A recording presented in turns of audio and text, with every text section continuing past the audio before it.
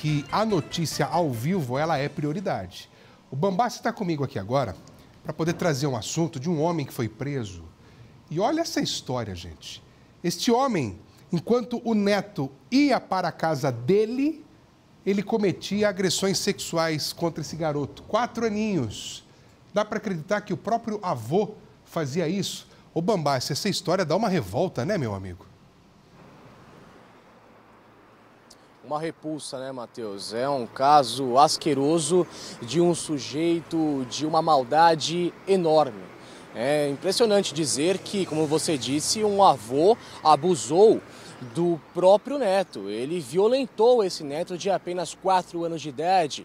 Caso este que aconteceu em 2021, e a denúncia chegou para a Polícia Civil de que o homem de 49 anos estava se aproveitando da criança, estava violentando a criança quando ela ia para a casa do vô visitar, fazer uma visita em família. A criança começou a demonstrar uma inquietude, começou a ficar bastante chateada, depressiva. Os pais, claro, começaram a analisar e a observar tais comportamentos e a partir então de uma própria apuração realizada pela família, foi possível levantar alguns elementos que pudessem trazer esse indício de uma possível violência sexual.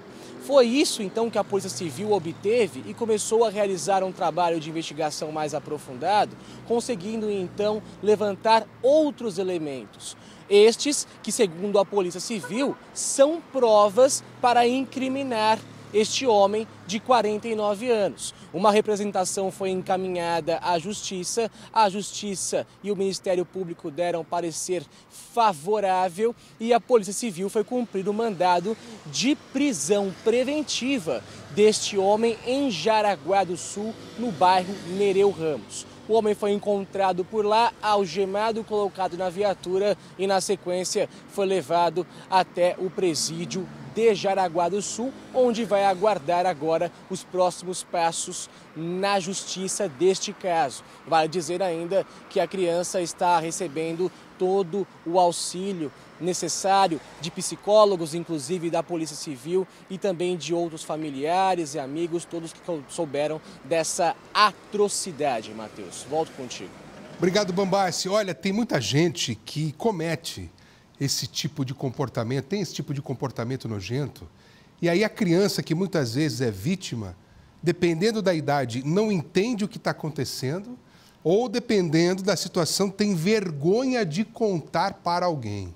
Você sabe que quando eu era criança, eu tinha meus 6, 7 anos de idade, morava numa cidadezinha do interior de São Paulo, tinha um condomínio, um conjunto de lojas, lojinhas assim de bairro, e em uma dessas lojinhas tinha um senhor que ele sempre vinha dar alguma coisa para a garotada. Um carrinho de brinquedo, de plástico, bala, chocolate, bombom. E aí ele convidava a garotada para entrar na loja, para brincar com os brinquedos. Eu fui uma vez com a garotada lá.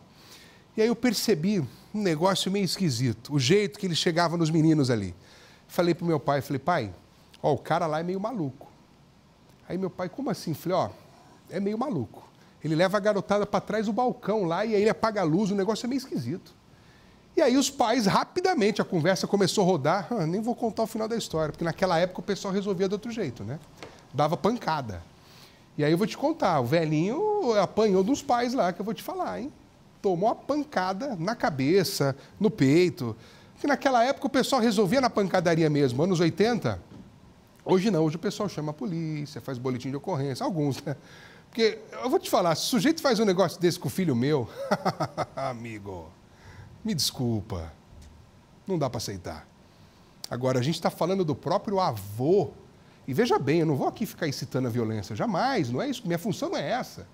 Minha função é dar notícia. Só isso. Agora, o que você faria? Você que tem criança, seja menino ou seja menina, não interessa, descobre que a pessoa está cometendo violência sexual com a criança. Ô pais, olha, aproveitar essa história que eu contei para vocês de quando eu era criança, eu vou falar uma coisa para vocês.